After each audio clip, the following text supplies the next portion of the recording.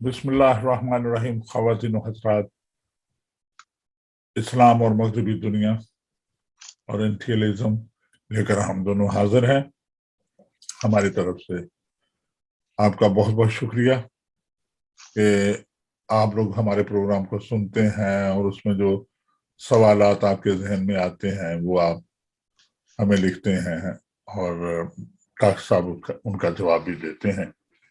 तो आज का हमारा मौजू है सलेबी जंग। ये जंगें कहाँ से शुरू हुई? वैसे तो 2001 के बाद भी हमें ये डायलॉग मिला था।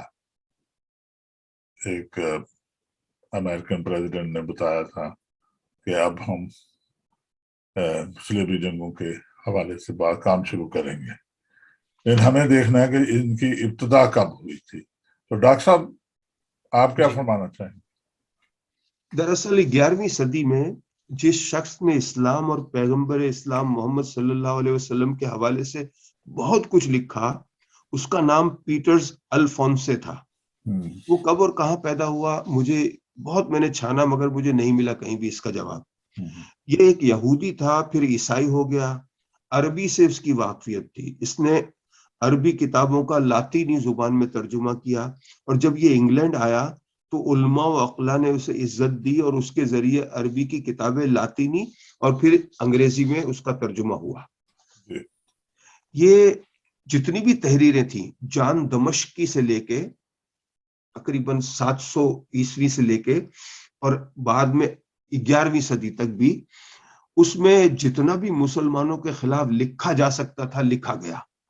और उनका लुब्बे लुबाब ये था कि कुरान गैर इल्हामी किताब है, इस्लाम के अरकान और अकीदों का मजाक उड़ाना, तारीखी वाकयात को गलत तरीकों से साबित करना, जैसे वाकया गरानी जो हमने पिछले हफ्ते बात की थी, वही की हकीकत को नफ्सियात के तराजू में तोलना, ये मकसद था। सलीबी जंगें जो हैं, पहली सलीबी जंग 1095 में शुरू हुई थी और 1099 में खत्म हुई। दूसरी जंग 1147 से 1149 तक थी। तीसरी सलीबी जंग 1187 से 1192 तक थी। चौथी सलीबी जंग 1202 से 1204, पांचवी 1217 से 1221 तक और छठी जंग 1228 से 1229 तक। सातवीं सलीबी जंग 1248 से 1254 तक। आठवीं सलीबी जंग की इब्तिदा का हवाला मुझे नहीं मिला मगर वो 1270 में खत्म हुई थी। और नवीं सलीबी जंग जो थी वो 1271 से 1272 एक साल रही। और आखिरी जो 10वीं सलीबी जंग थी वो 1464 में हुई थी। ये थी तमाम 10 जंगें थी। ये 1095 में पोप अर्बन दोयम जो था उसने सलीबी जंग के लिए खुतबा दिया था, तो पूरे मगरिब में एक आग लग गई थी। ये सलीबी जंगें यानी काफी लंबे अरसे तक चलती रही और इस सारे मामले को पीटर ने बहुत उछाला था। ये भी एक इस्लाम के खिलाफ लिखने वाला था। 1905 की एक बात है, अगर आपको याद आ जाए कि ये 1905 में ये हुआ था कि ये आवाज लगी थी कि अगर हमारा साथ देना है तो हमारे साथ रहो। और फिर 21वीं सदी में भी एक आवाज आई थी। अमेरिका के साबिक सदर बुश ने कहा था कि या तो तुम हमारे साथ हो या नहीं हो। और दूसरी आवाज थी हमारे टोनी ब्लेयर की कि बगदाद में न्यूक्लियाई हथियार हैं जो 45 मिनट में बर्तानिया तक पहुंच सकते हैं। अच्छा, जिसे वेपन ऑफ मास डिस्ट्रक्शन का नाम दिया गया था। अब मेरी जो अगली किताब जो मैं तैयारी कर रहा हूं तहकीकी, वो इस्लामोफोबिया है और दूसरी किताब है कुछ भी तो नहीं बदला। तो उसका तफसीली जिक्र होगा। सलीबी जंगों का जो है पूरा अहवाल तारीख की किताबों में लोग पढ़ सकते हैं, बहुत से लोगों ने पढ़ा भी है और इस पे बहुत कुछ लिखा गया है। हमारा काम उसे किसी और जाविये से देखना है, मगर हम उसे देखने के लिए मगरिब की आंख का इस्तेमाल करेंगे। यानी ओरिएंटलिस्ट ने सलीबी जंगों के हवाले से जो लिखा है ان کا نظریہ کیا ہے اور پھر ہمارا نظریہ کیا ہے. ڈاکٹر گسٹاویلیان ایک فرانسیسی محقق ہے. اس نے اپنی کتاب تمدن عرب میں ایک پورا چیپٹر صلیبی جنگوں کے احوال کے لیے وقف کیا ہے. وہ لکھتا ہے کہ 11ویں صدی عیسوی کے آخر میں، یعنی وہ زمانہ جس میں پہلی صلیبی جنگ ہوئی، یورپ اور خاص کر فرانس کی تاریخ نہایت ابتر حالت میں تھی. سارا ملک جاگیرداروں میں بٹا ہوا تھا اور ان میں نیم وحشی جاگیرداروں کے قلعے تھے، اور یہ روز آپس میں لڑتے اور اپنی جاہل رعایا پر ظالمانہ حکومت کرتے. صرف ایک قوت یعنی پوپ کی مذہبی حکومت ایسی رہ گئی تھی جو کچھ مانی جاتی تھی، لیکن اس قوت کا بھی زیادہ تر خوف اور عزت نہیں تھی. جاگیردارانہ نظام عام تھا یورپ میں. یہ ان کا مصنف لکھ رہا، ہم نہیں کہہ رہے، یہ وہی کہہ رہا ہے ڈاکٹر گسٹاویلیان فرانسیسی. 1902 میں یہ لکھا ہے، یعنی 11ویں صدی میں، 1201 میں. تو یہ ان کا مصنف کہہ رہا ہے 11ویں صدی میں. 11ویں صدی یعنی 1001 میں. 1200 نہیں، وہ تو 13ویں صدی ہو گئی.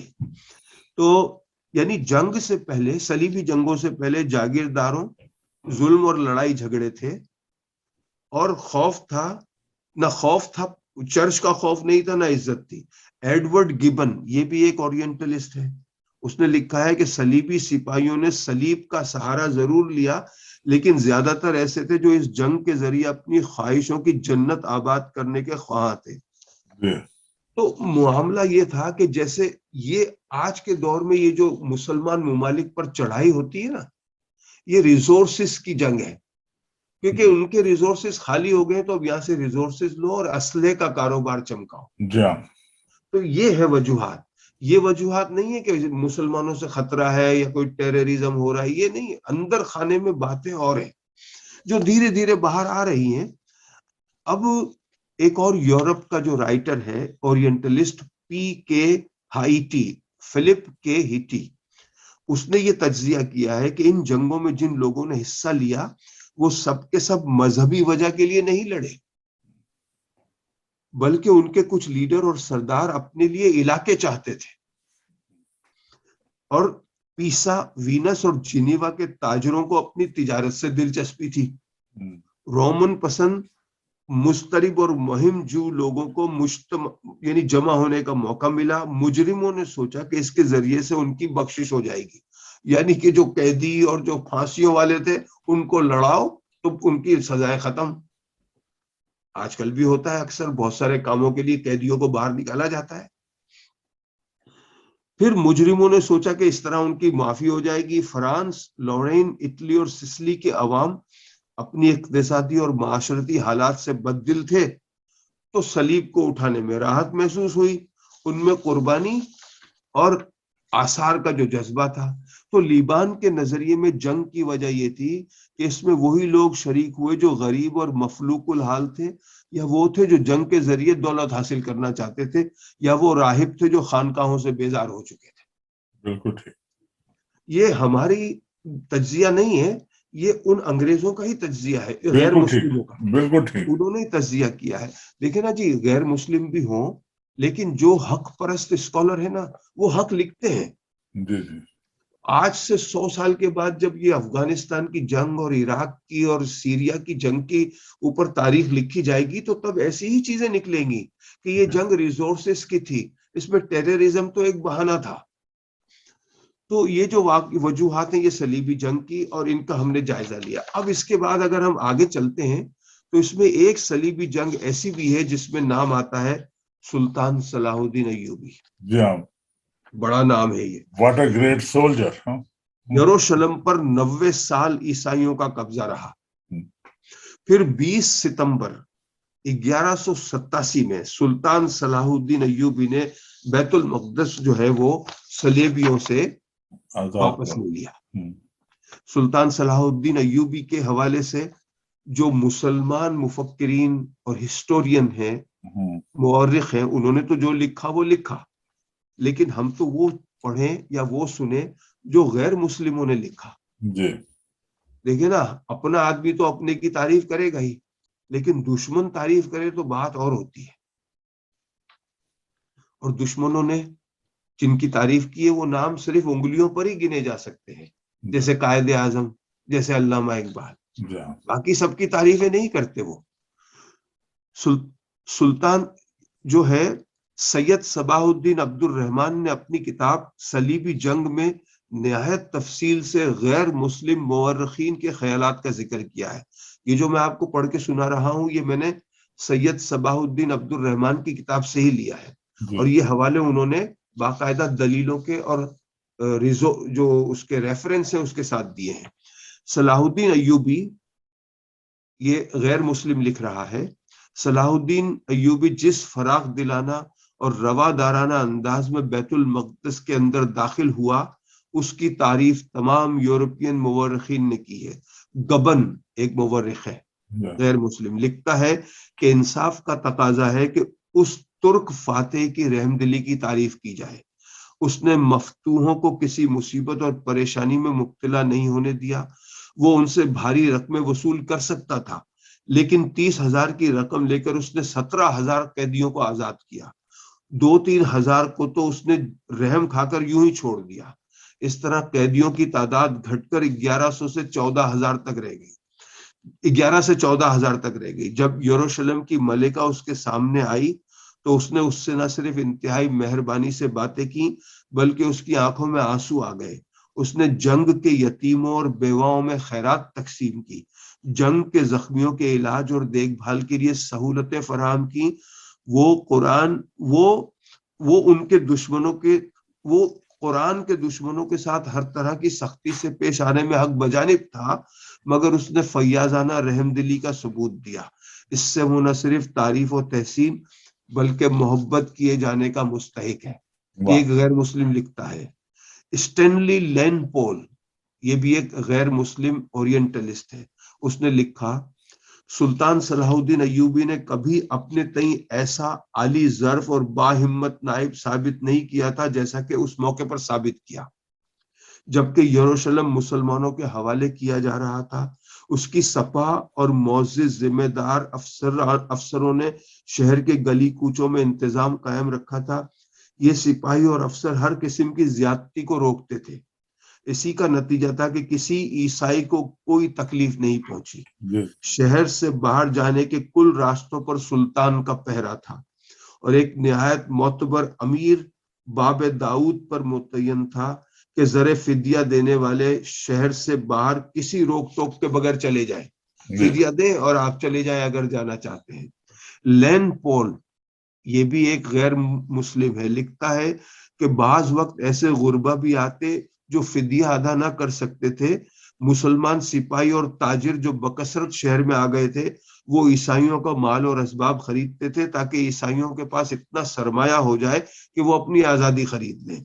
عیسائی مذہبی طبقے کا حال اس طرح لکھا ہے کہ تقدس تعاب بطریق یروشلم اخلاق اور ایمان دونوں سے عاری تھا۔ پہلے اس نے گرجاؤں کی دولت سمیٹی، سونے کے پیالے اور آب معطر رکھنے کے سامان اپنے قبضے میں کیے، سب کو اس نے محفوظ کیا۔ یہ جمع کی ہوئی دولت اتنی تھی کہ اگر چاہتا تو بہت سے غریب عیسائیوں کا زر فدیہ دے کر آزاد کرا دیتا۔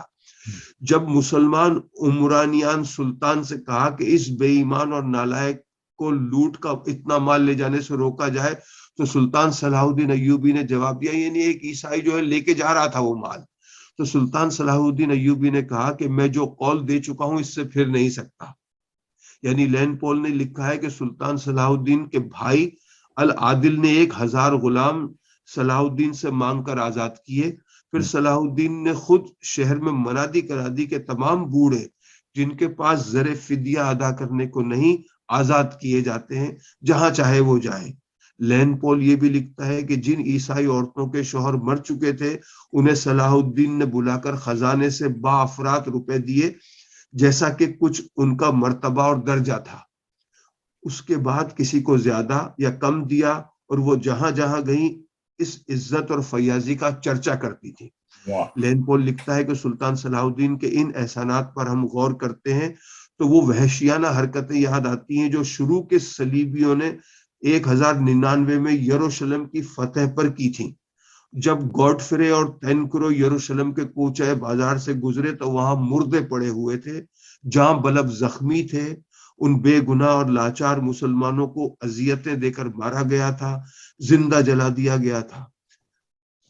بہرحال انہوں نے یہ موازنہ کیا ہے کہ صلیبی جنگوں میں کس طرح جو ہے مسلمانوں نے جو ہے وہ کیا۔